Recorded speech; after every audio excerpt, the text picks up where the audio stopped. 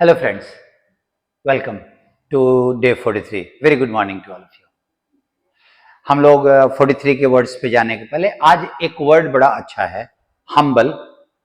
उसको हम लिस्ट से नहीं, उसके यूसेज समझेंगे। मैं अभी उस पर डील करने के पहले 42 के वर्ड्स को जरा 42 के क्वेश्चंस को जरा हम लोग डील कर लेते हैं। आपको याद होगा कैलुमनी का मतलब क्या होता है कि हम किसी पे गलत आरोप लगा रहे हैं, गलत आरोप, लांछन, ठीक है। सेम मीनिंग में एक्सपर्शन था, ऑपोजिट हो जाएगा, हम उसकी प्रशंसा कर रहे हैं, मैग्निफिकेशन। मैग्निफाई का मतलब आकार बढ़ाना होता है, लेकिन मैग्निफिकेशन का मतलब प्रशंसा हो जाता है। फर्वेंट, पूरे उत्साह से, जोश से, ऊर्जा से भरा हुआ। उसका उल्टा एपेथेटिक, उदासीन, उससे कोई मतलब नहीं है। अक्लेम, प्रशंसा हो जाता है, तो उसका उल्टा हो जाएगा तुम्हारा एक्सपर्शन, आरोप। एंड इम्पैसिव का मतलब उत्साह, निरुत्साह, जिसमें कोई उत्साह नहीं हो। और इनकैंडेसेंट, पूरा एकदम भरा हुआ चीज उत्साह से। वही इनकैंडेसेंट का हमने दो मीनिंग बोला था। एक बोला था जब वो धधकता हुआ आग से जब कनेक्शन हो तो, और दूसरा उत्साह, एनर्जी से भरा हुआ। अब आप ऑप्शन क्वेश्चन देखें। सेंटेंस, बिफोर कास्टिंग एस्पर्सन, एस्पर्सन के साथ ये वर्ड लगता है, कास्ट एस्पर्सन ऑन, किसी पे गलत आरोप लगाना। लगाने का मतलब वर्ड यहां पे कास्ट होता है। किसी पे गलत आरोप लगाने के पहले रिफ्लेक्ट, विचार करो। रिफ्लेक्ट का दो मीनिंग, एक प्रकाश आदि से जुड़ा हुआ और दूसरा विचार करना। विचार करो कि whether you also qualify that cylinder, कि क्या तुम भी उस आरोप के मतलब आरोप लगाने लायक हो कि नहीं। सही है। इवन इफ द लिबेल, वही एस्पर्शन, सिलेंडर, वॉज नॉट डैमेजिंग, वो बहुत बुरा नहीं था। I could not pocket the affront, again एक फ्रेज मैंने दिया है। एफ्रंट का मतलब वही अपमान होता है। पॉकेट द एफ्रंट का मतलब अपमान को सहना, सहन करना। मैं उस अपमान को बर्दाश्त नहीं कर पाया। यद्यपि वो आरोप बहुत बड़ा, डैमेजिंग नहीं था, लेकिन मैं उस आरोप को सहन नहीं कर पाया। एकदम सही है।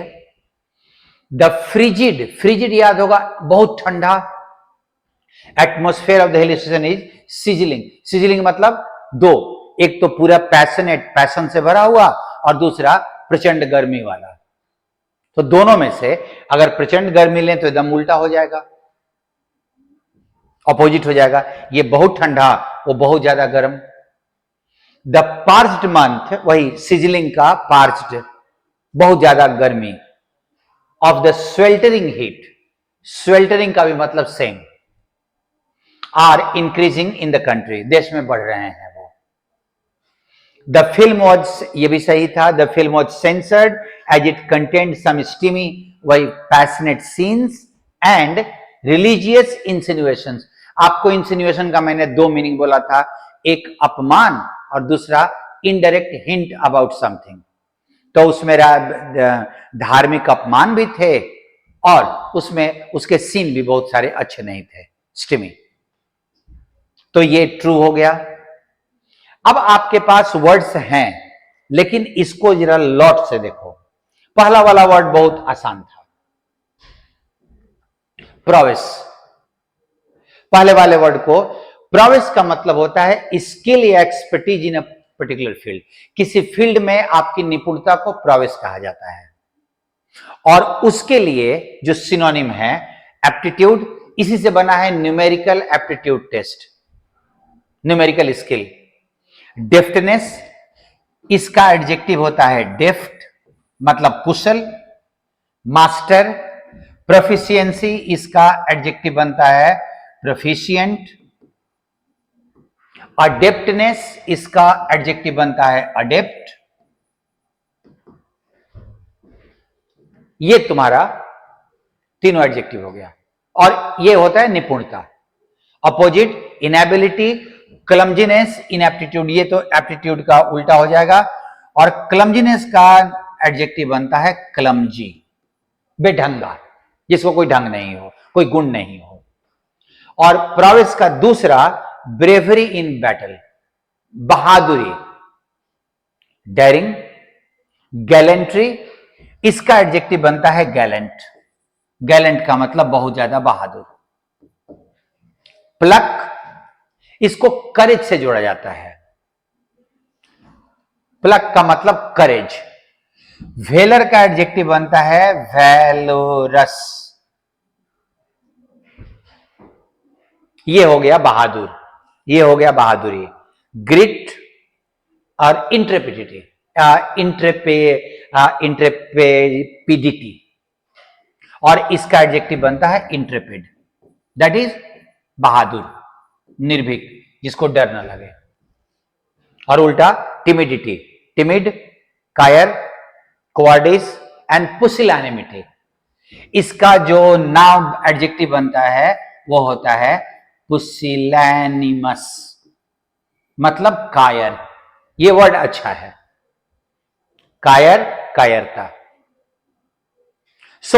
इसमें वर्ड्स बहुत अच्छे अच्छे थे और इसका ध्यान रखिएगा। अब एक वर्ड जिसको आज हम लोग डील कर रहे हैं वो बड़ा इंटरेस्टिंग वर्ड है। हम लोग अगर हम्बल लेते हैं तो हम्बल का मतलब हमारे दिमाग में आता है जो व्यवहार से बहुत नम्र हो। अब ये आम जीवन का वर्ड है। आप इस वर्ड के कैरेक्टर को देखिए कि ये कितने सिचुएशंस में इस्तेमाल होता है। आम जीवन के शब्दों के साथ सिचुएशन बहुत ज्यादा होता है। अभी आप देखो, और ये हम्बल का जो नाउन बनता है ना वो ध्यान रखिएगा, ह्यूमिलिटी। और इसमें थोड़ा सा ध्यान देने की जरूरत है कि ह्यूमिलिटी को हम लोग बहुत बार ह्यूमिलिएशन से जोड़ लेते हैं। ह्यूमिलिएशन से तो कोई मतलब नहीं है। अब आप देखो पहला मीनिंग इसका एज एन एडजेक्टिव, क्योंकि ये वर्ब भी है, वर्ब के तौर पे आगे मीनिंग आएगा। अभी सिर्फ adjective. Not giving much estimation to oneself. Estimation का मतलब हम अपने आप को बड़ा मतलब आदर, सम्मान। जो अपने आप को बहुत ज्यादा आदर या सम्मान न दे, मतलब बेइज्जत नहीं अपने आप को करे, बट अपने आप को नीचा माने, नम्र माने, नम्र रखे, उसको हम लोग हम्बल बोलते हैं। और यही मीनिंग हम लोग नम्र जो बोलते हैं। Modest, polite, unassuming. आपको याद होगा एज्यूम का एक मतलब था घमंड करना, सो अनएज्यूमिंग का मतलब ही नम्र हो जाता है। टेम, हम्बल। हम्बल तो उसका मीनिंग ही दिया हुआ है। उल्टा अपने आप को बड़ा मानने वाला, एरोगेंट, एसर्टिव, प्राउड, कंसीटेड हम लोगों ने किया था, सुपरसिलियस किया था, प्रिजम्पचुअस किया था, तो ये सब उसका सिनोनिम हो जाएगा, सॉरी एंटोनिम हो जाएगा। ये हो गया नम्र का। दूसरा देखो adjective, of low social, political और एडमिनिस्ट्रेटिव रैंक। जो सामाजिक रूप से या पॉलिटिकली कमजोर वर्ग का हो। ऑर्डिनरी, लोली, इनसिग्निफिकेंट, प्लेबियन हम लोग को मिला था, इंफेरियर, जनरल क्लास, आम जनता को, नीचे वाले वर्ग के लोगों के लिए हम humble. he belongs to the humble rank, he belongs to a humble rank, rank उसका हम्बल है, मतलब नीचे रैंक का है आदमी। Leading, foremost, influential, notable, preeminent. Preeminent एकदम बहुत महत्वपूर्ण, नोटेबल बहुत महत्वपूर्ण, इन्फ्लुएंशियल तो होता ही है। ये हो गया नीचे रैंक का, गरीब तबके का आदमी। ये हो गया अपने आप को नम्र मानने वाला। तीसरा मीनिंग, ऑफ मोडेस्ट डायमेंशन। कोई भी वस्तु जो बहुत बड़े लंबे चौड़े आकार का ना हो, छोटे आकार का, साधारण आकार का। हम्बल हाउस बोलेंगे, छोटा सा घर है। प्लेन, सिंपल, प्रिटेंशियस, ये प्रिटेंड से बना हुआ है, दिखावा करने वाला। और अनप्रिटेंशियस का मतलब सादगी भरा। अनडिस्टिंग्विशिंग, ह्यूमैनली, ये वर्ड ध्यान रखिएगा, ह्यूमैनली, ये वर्ड ध्यान रखिएगा, साधारण। मोडेस्ट। अब मोडेस्ट का तुम्हारा दो मीनिंग हो गया, एक हो गया बहुत बड़े आकार का नहीं, और दूसरा मीनिंग हो गया तुम्हारा नम्र। अब इसका उल्टा एकदम आडंबर भरा, लंबा चौड़ा, बहुत बड़ा, ऑस्टेंटेशियस, ऑस्टेंटेशन से बना हुआ है। प्रिटेंशियस इसी का अपोजिट। फ्लेम्बॉयंट बहुत भड़कीला। पॉम्पस, पॉम्प इसका नाउन होता है, दिखावटी भरा। एक्स्ट्रावेगेंट का भी मतलब दो मीनिंग होता है, खर्चीला के अलावे बहुत तड़क भड़क भरा।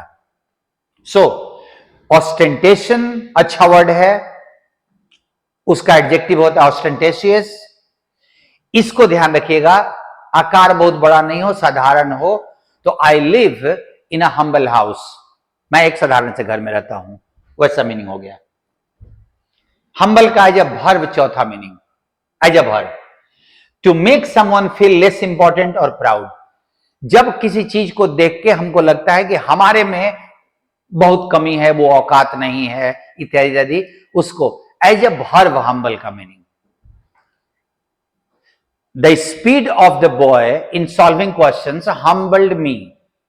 उस लड़के का स्पीड देख के आई वॉज हम्बल्ड का मतलब मुझे लगा कि मेरे में बहुत कमी है।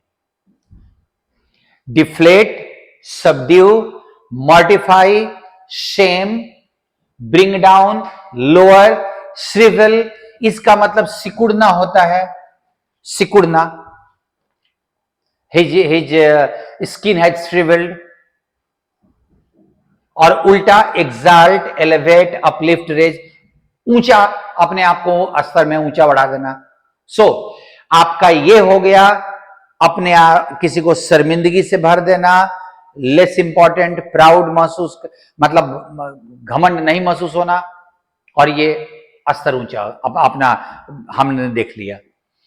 पांचवा, to defeat a strong opponent decisively. किसी को, जैसे India humbled Australia in the 4th match, अब उस मीनिंग में पराजित करना, और पराजित करने का क्रश।